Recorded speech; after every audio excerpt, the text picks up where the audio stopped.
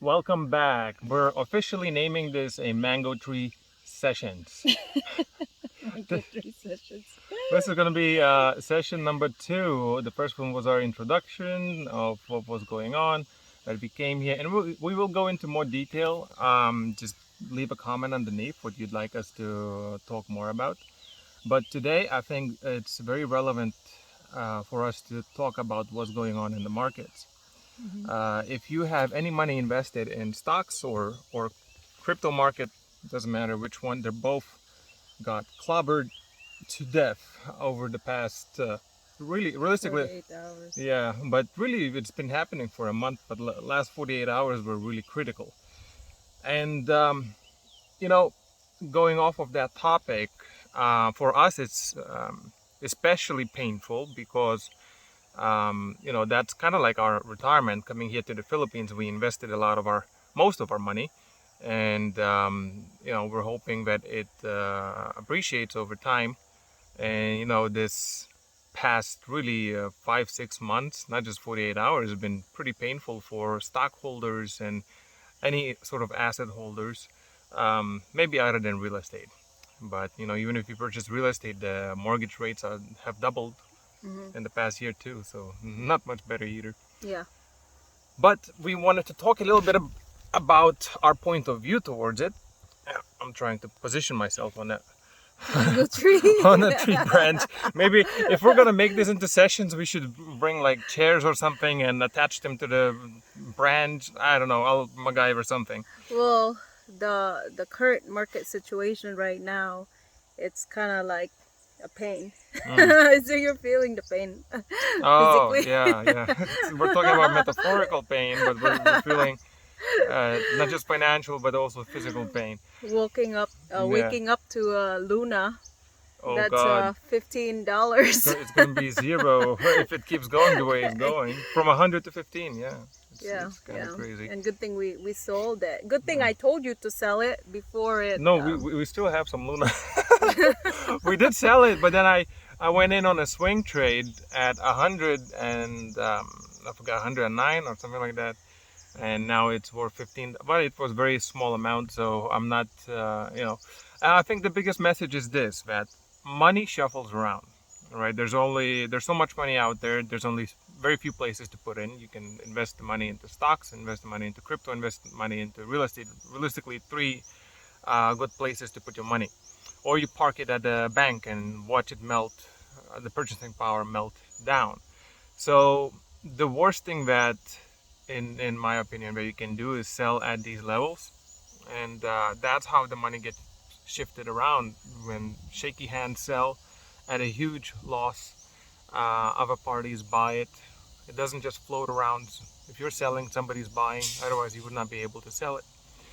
So really, the money just changes hands, be it from institutions to retail investor, or retail investor to institutions. It has to go land somewhere. So even though right now the markets are going crazy, hold strong. If you're holding a good asset, let's say Tesla in stocks, or Google, or all of those got hit hard. So if you're holding a strong asset, you believe in a business model, just stay strong and keep holding out. Don't. It's not financial advice, but I am not selling. That's all I'm gonna say, and we're keeping it positive. But I wish that we can buy more of the dip. yeah, we're out of. we're, Yeah, we're tied right now because we're building a house, yeah. and it's kind of like, part of the money Mm, that we're supposed to go into, continuing and yeah. building the house is coming from the investment gains. Consequences of podcast on a tree is that random stuff falls on your head.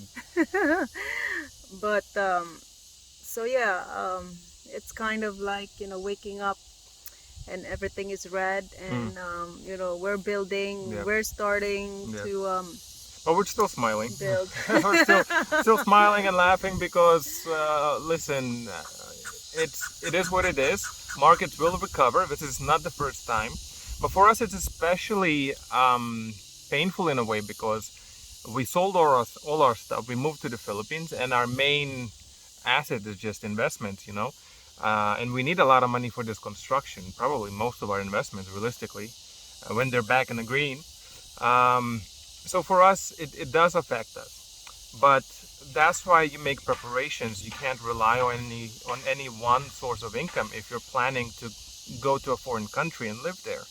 And that's what I've been doing for the past 5 years, and building up online businesses in addition to our investments. And that's helping us a lot during this time of economic or financial recession, so to speak, or at least preliminary recession. And that would be my suggestion for you if you're planning to go to the Philippines, or it might be any other different country that you want to go retire and then just live there. Make sure that you have diversified sources of income. Doesn't have to be a lot of money coming, but it should be from different places that rely on different industries. Don't just rely on your retirement assets, because markets fluctuate, as you can see. Don't just rely on one source of income, because what if something happens to that?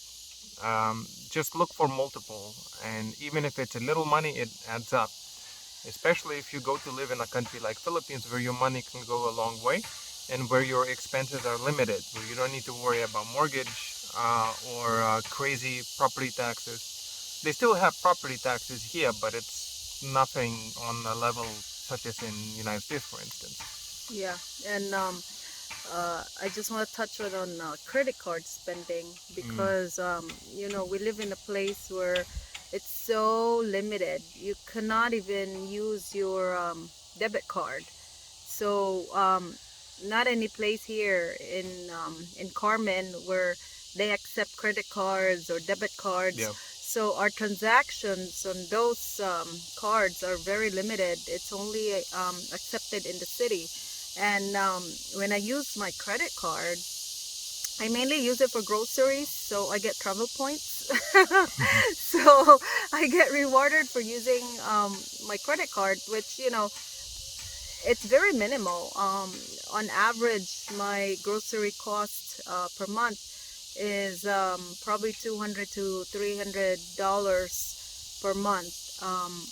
And that's most of our credit card spending. Yeah. There's not a lot of Amazon shopping or clothes shopping or house related furnitures and wares. So that's a plus. Yeah. Because then Yeah. in the US right now, the credit card spending is skyrocketing, and Yeah. it's scary when you always have to think about your monthly bill, and a lot of people are actually just paying minimum payments, which is even more, if you have a 26% APR, it's just a lot of those are just charges, and you're barely paying the principal. Minimum payment is only going to sustain your debt. That's all that it's doing. It's not really paying off your debt. It's sustaining your credit score while maintaining the debt. So if you're just paying minimum payment on your credit cards, all that you're doing is just making sure that your credit score is not tarnished, and you're just paying the expenses billed for a credit card company, really. Yeah. But credit cards can be a good thing as well, especially here, because to finance anything here is extremely expensive. If you think 29% is a lot, think 100%. Yeah, anything. If you want to buy, it's crazy. If you want to buy a motorcycle, right? Doesn't matter the period. It can be 1 year, 2 year, 3 year. Doesn't matter. You're gonna pay twice of what its value is. So if it costs 100,000 pesos, you'll be paying 200,000 pesos if you finance it locally. So credit cards can be a good thing in those instances, especially if you can set up 0% financing via the credit card. For instance, to pay it off within 12 months, 0%. That would be a good setup, because then you can use your cash as long as you can cover it with your income. So really, if you're living here and you want to finance something locally, it's not even a choice. You either buy it with cash or you finance it, outsource the financing, such as to the US, taking a personal loan or putting it on a credit card with 0 APR financing. Yeah. And I wanna I just want to add, you know, nursing is such a versatile job now. There's so many choices of employment that you know, you have that flexibility. For example, you know, there's a lot of remote jobs now. Like Mhm. I do remote work on Upwork. You know, there's all kinds of things that people ask you. You'll Yep. be surprised. You know, for instance, people are hiring you to practice them on job interviews. Yep. You know, and I could virtually, you can virtually do that anywhere. Yep. And also, you know, travel nursing, contract jobs, you know, you go in for 3 months and you come back. So, you know, and I think, oh, well, this is just not for nursing. I mean, a Mm. lot of IT jobs, you know, Yep. engineering jobs even. Web development, that's my side business, is web management and development, and I just recently got a gig on Upwork, and that's helping us out as well. So if you do live in the Philippines, you can look out for these remote possibilities. Mhm. In you know, the immediate assumption is that, like, any job that's remote, it's already outsourced to places like India, locally Philippines, and paid at the very minimum wages. But that's not true for skilled labor.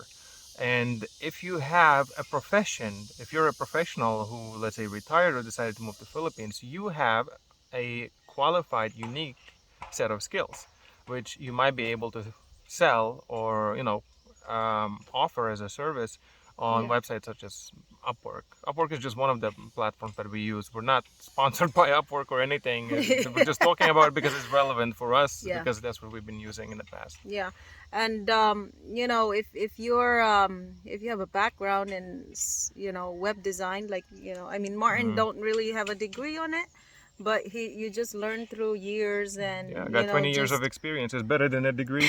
yeah.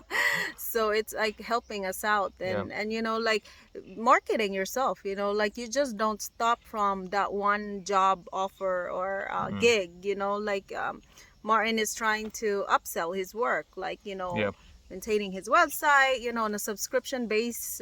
Another thing falling on your head: consequences of mango tree conversations.